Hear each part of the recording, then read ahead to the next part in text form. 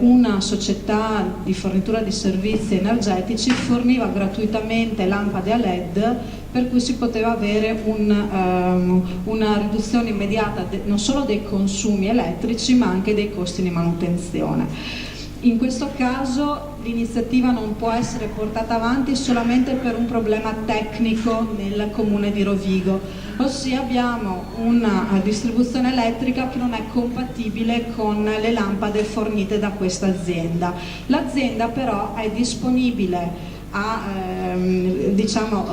produrre fuori standard delle lampade che potrebbero essere utili ai nostri cimiteri solamente se si arrivasse a un quantitativo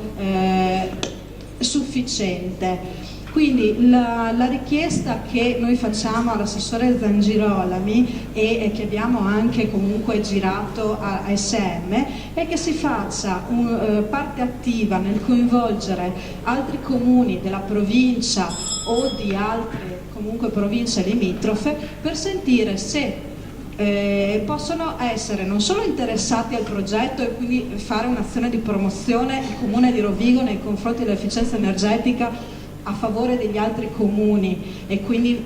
fare una partecipazione e una collaborazione tra enti, ma soprattutto magari individuare altri comuni che hanno la stessa problematica tecnica. Ecco che allora noi abbiamo bisogno di 5.000 lampade, se altri comuni avessero bisogno di altre lampade che hanno le stesse caratteristiche delle nostre, si potrebbe fare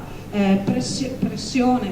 relativamente, perché l'azienda è disponibile a fornire lampade fuori standard. Questo progetto, e quindi in questo modo faremo non solo efficienza energetica ma avremo anche nelle casse del comune dei soldi risparmiati dalla manutenzione ordinaria delle lampadine e dai consumi elettrici, che potrebbero essere anche utilizzati per le emergenze sociali e per servizi che stanno subendo dei tagli. Quindi adesso la presenterò comunque per iscritto. Cerchiamo di non solo promuovere progetti efficienti nel comune, anche pubblicizzarli, e magari facendo rete con altri comuni si possono ottenere questi vantaggi che poi sono solamente ossigeno nelle casse del comune. Grazie. Grazie consigliere, grazie assessore. Per una breve replica, consigliere Furin. Allora, forse non mi sono spiegata bene, non è un investimento che il comune fa, perché non deve tirare fuori un soldo, un euro, perché questa qui non è favorire neanche una ditta piuttosto che un'altra, è una promozione, diciamo, è una campagna di efficienza energetica a livello nazionale che prevede fornitura gratuita delle luci. È vero che il comune ha sostituito il 60%, ma ha acquistato LED e quindi ha sostenuto una spesa. In questo caso invece sarebbe la fornitura gratuita sia dei LED che dei temporizzatori, perché l'azienda, il business non lo fa con il comune, lo fa perché ci sono delle procedure dove bisogna semplicemente... No, ecco, ma il discorso è quello. Allora, l'azienda non produce fuori standard perché non ha la convenienza e non va a cercare enti che possono avere 12 volt, perché fondamentalmente la maggior parte dei cimiteri funziona a 24 volt. Quindi è qui che entra in gioco il compito dell'amministrazione di farsi carico di trovare altre amministrazioni che abbiano lo stesso problema e che quindi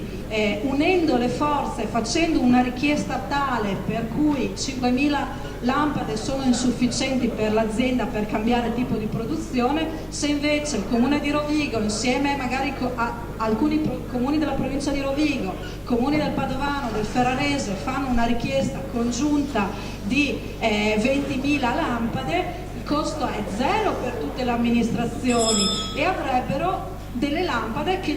riducono sia i consumi che la manutenzione, perché l'azienda fa il business rivedendo i certificati bianchi che vengono rilasciati dallo Stato una volta che il comune ha installato queste lampadine gratis che sono state fornite gratuitamente, per cui non è un investimento che il comune deve fare inizialmente prevedendo a bilancio una spesa. Qui si tratta solamente di avere voglia e tempo di sentire se altre amministrazioni hanno lo stesso problema e attivarsi per fare una richiesta congiunta di fornitura invece che singole